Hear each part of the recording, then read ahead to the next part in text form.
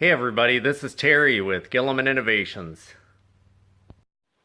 This video is to show you how to install the Gilomen Innovations EBS Helix Lockout Shim on the P90X clutch that's used on the new body style Polaris Ranger 1000 models and 1000 Crew models. Clutch removal is not necessary, we just removed it for this video to show you better how to install the shim.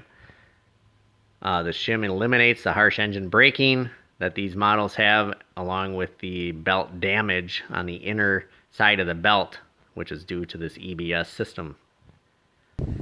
Now the clutch, you're going to want to mark all of the components on it before you dismantle any parts on this, because it is a balanced assembly and it needs to stay balanced when you put it back together.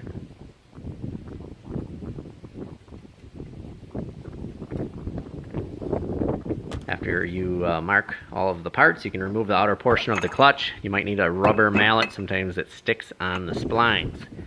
As you can see, this cam, or what Polaris calls the Helix, kicks out a lip on that inner sheave which rides against the belt and causes that harsh engine braking and belt damage sometimes. Here's the shim. It slides over a lip on the EBS mechanism.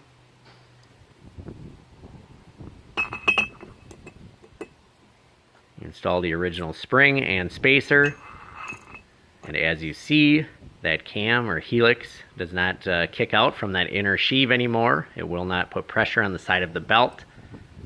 You still will have engine braking due to the one-way bearing like the older Polaris clutches had, and there you have it.